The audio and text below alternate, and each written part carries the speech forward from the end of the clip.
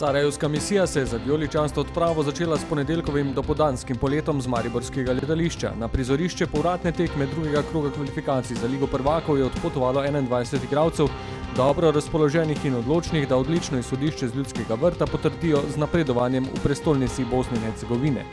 Če so se še pred dnevi prebivalci Sarajeva ob visokih temperaturah zatekali v senco, se je zdaj ozračje ohladilo podobno kot pri nas. Ob prihodu po udobnem 45-minutnem letu se je živo srebro ustavilo pri 22 stopinjah. Po opravljenih formalnostih na letališču se je ekipa napotila v hotel, še pred kosilom pa je bila dogovorjena novinarska konferenca za domače in slovenske predstavnike medijev. Novinarje je najbolj zanimalo, ali se vijoličasta četa zaveda pritiska, ki jo čaka na Koševu. Tako je, mi moramo biti pripravljeni sigurno na bistveno večji pritisk nasprotnika, tudi v Ljudskem vrtu.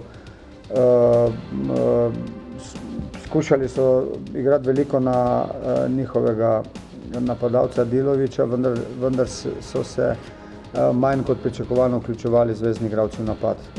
Oni imajo to kvaliteto in na svojem stadionu oziroma doma, na domači tekmi, ko imajo tako velik zaostanek, bojo sigurno bistveno več riskirali. To pomeni, da bojo imeli nalogo in krili napadalci in pa zvezni igralci priti bistveno bliže našemu golu in tu bomo morali biti zelo pazljivi in jasno je, da prostor, katerega bojo puščali, bomo morali dobro izkoristiti. Moštvo železničarja na prvi tekmi ni uspelo pokazati sigurno to, kar so si želeli, jasno je, da so razočarani.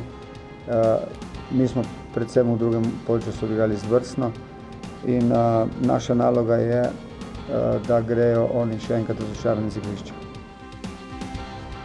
Trener je pripravil igralce tudi na koliso s tribun. Kot vemo, bo 11.000 ljudi in 11.000 ljudi razporejenih nekako po sektorjih. To pomeni, mi v Ljudskem vrtu igramo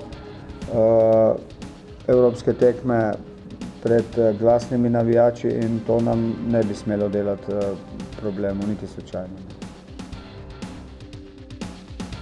Izkušeni vratar Jasmin Handanović pa je tudi sam potrdil, da ekipa pričakuje tekmo v običajnem ritmu.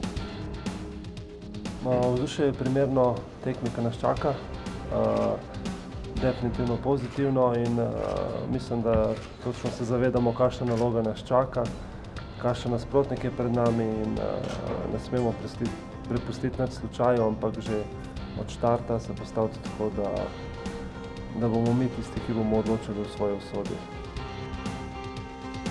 Do večernega uradnega treninga so igralci imeli počitek in popoldanski sestanek. Z našo kamero smo se sprehodili tudi po mestu. Po vseh nesrečnih, šokantnih dogodkih v preteklosti danes v Sarajevu živi nekaj manj kot 500 000 ljudi. Skuša se poskrbeti za dvig kvalitete življenja, na mestnih ulicah ni redkost srečati tujce. Predvsem znamenita Baščaršija živi s polnim utripom, ne glede na dneve v tednu.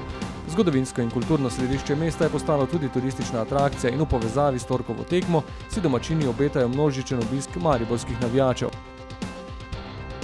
Kakšen obisk se na tukajšnjem ne ravno najsodobnejšem objektu obeta strani privržencev železničara je še prezgodaj govoriti. Vstopnice so začeli prodajati šele dan pred tekmo, skupaj jih je natisnenih 11 000.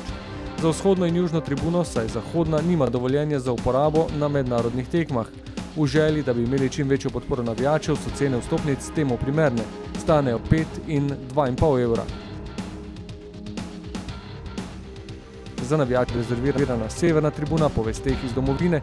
Ob zaključku prijav za organiziran prevoz bo ekipo v vijoličastem spodbujalo okoli 400-500 navijačev. Prihajajo z dodatno energijo ob spoznanju o prepričljivih 4:1 v Ljudskem vrtu. Kako bo v povratnem dvoboju, bomo videli v torek od 21. na olimpijskem stadionu Asima Ferhatovića, nekdaj bolj znanem po imenu Koševo. Stadion Grbavica, sicer dom nogometašev prvaka Bosne in Hercegovine, nima licence za igranje evropskih pokalnih tekem in železničar mora vlogo gostitelja sprejeti na stadionu mestnega tekmeca Sarajeva. Igralno površino pri nasprotnikovih sosedih so naši šampioni preizkusili med uradnim treningom. Udarne taktične zamisli so bile izdelane že v domačem okolju, ali bodo kakšne spremembe v enajsterici in kdo bo šel v boj za naslednji krog, bo trener Darko Milanič najprej povedal igralcem. Omenimo lahko le informacijo o tistem, ki bo zanesljivo zraven. Moštvi bo na igrišče popeljal Dani Makeli. 29-letni Nizozemec, eden najmlajših sodnikov z znakom FIFA in UEFA, ki v nizozemski prvi ligi sodi že od svojega 26. leta. Kdo se bo veselil tokrat po njegovem zadnjem žvižgu? Vsi odgovori v poznem torkovem večeru.